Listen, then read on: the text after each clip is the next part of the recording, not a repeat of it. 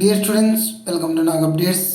ఆంధ్రప్రదేశ్లో ఆర్జీయూకేటీ ఆధ్వర్యంలో నడుస్తున్న 4 ట్రిపుల్ ఐటీలకు సంబంధించి ఏపీ ట్రిపుల్ ఐటీ 2024 నోటిఫికేషన్ వెలువడింది. అందులో ఏ విధంగా విద్యార్థులను సెలెక్షన్ చేస్తారు, ఏ సెలెక్షన్ మెథడ్ను ఉపయోగిస్తారని చెప్పేసి అడుగుతున్నారు. అది చెప్దామని ఈ వీడియో చేస్తున్నాను. ఈ వీడియోను లైక్ చేయండి, షేర్ చేయండి, అదేవిధంగా మన ఛానల్ సబ్స్క్రైబ్ చేయండి. ఇక విషయానికి వస్తే మనకు ఏపీ ట్రిపుల్ ఐటీలో 2 years పియూసీ, అదేవిధంగా 4 years బీటెక్, మొత్తం మీద 6 years ఇంటిగ్రేటెడ్ ప్రోగ్రామ్ అనేది ఉంటుంది. ఈ ప్రోగ్రాంలోకి అడ్మిషన్ పొందాలంటే మనకు 2024 సంవత్సరము జరిగిన ఎస్ఎస్సి లేదా సమాన పరీక్షలలో వచ్చిన మార్కుల ఆధారంగా ఈ అడ్మిషన్లు అయితే కల్పిస్తారు. ఆ మార్కులను బట్టి మనకు మెరిట్ తీస్తారు. ఎవరైతే విద్యార్థులు గవర్నమెంట్ స్కూళ్ళలో చదివారో వాళ్లకు 4% డిప్రివేషన్ స్కోర్ అనేది ఇస్తారు ఎక్స్ట్రా. అంటే ప్రతి 100 మార్కులకు, ప్రతి సబ్జెక్టుకు కూడా 100 మార్కులకు గాను 4 మార్కులు కలుపుతారు. మొత్తం మీద 4% అంటే 6 సబ్జెక్టులు ఉంటే 4 24 మార్కులు అనేటివి యాడ్ అవుతాయి. సో ఆ యాడ్ చేసిన మార్కులతో మనకు మెరిట్ లిస్ట్ అనేది తయారవుతుంది. ఫర్ ఎగ్జాంపుల్, ఒక విద్యార్థి 560 మార్కులు తెచ్చుకున్నాడు అనుకుందాం. ఇంకొక విద్యార్థి ప్రైవేట్ స్కూల్లో చదివిన విద్యార్థి 570 మార్కులు తెచ్చుకున్నారు అనుకుందాం. ఆ గవర్నమెంట్ స్కూల్లో చదివిన విద్యార్థికి 4% యాడ్ చేయడం వల్ల అతని స్కోర్కి ఇతని కంటే కూడా ఎక్కువ అవుతుంది. ఆ స్కోరు 574 అవుతుంది. ఈ విధంగా ఆ విద్యార్థికి మొదట సీటు వచ్చే ఛాన్స్ అయితే ఉంటుంది.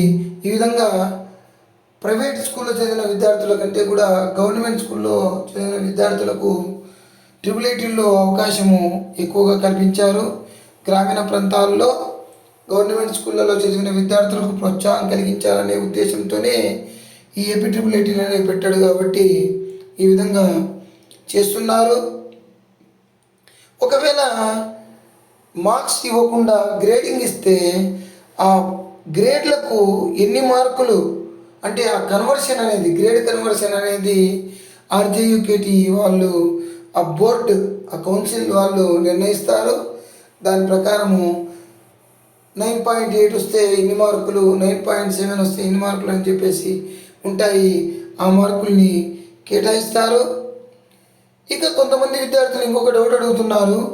మేము రీవెరిఫికేషను, రీకౌంటింగ్ పెట్టాము, మరి మాకు ఏ విధంగా చేస్తారు అంటే, ఎప్పుడైతే మీ రీవెరిఫికేషను, మీ రీకౌంటింగ్ మార్క్స్ వస్తాయో వెంటనే మీరు admissions@rjukt.in మీ రివైజ్డ్ మార్క్ మెమోని ఈమెయిల్ చేయాల్సి ఉంటుంది. జూన్ 31వ తేదీ లోపల, సాయంత్రం 5 గంటల లోపల మీరు పంపిస్తే మీ మార్క్స్ను అప్డేట్ చేస్తారు అక్కడ. సో ఈ విధంగా మనకు మార్క్స్ని బట్టి సెలక్షన్ మెథడ్ అనేది ఉంటుంది. సో అదేవిధంగా మనకు ఒకే మార్కులు వచ్చిన విద్యార్థులకు ఏ విధంగా ఇస్తారు ర్యాంక్ అనేది కూడా మనకి ఇచ్చాడు.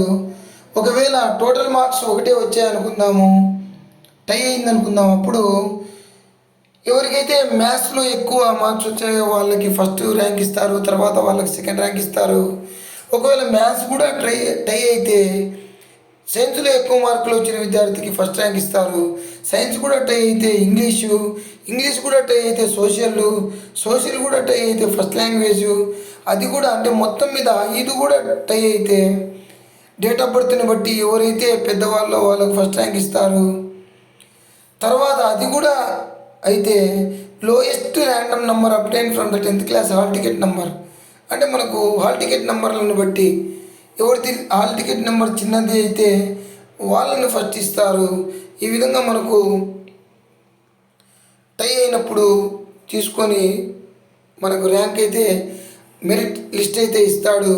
సో దాన్ని బట్టి మనకు సీట్ అనేది అలాట్మెంట్ జరుగుతుంది. ఇది మనకు ఏ విధంగా సీట్స్ అలాట్ అవుతాయి అనే దాని గురించి. All the best you. Please like, share and subscribe my channel. Thank you.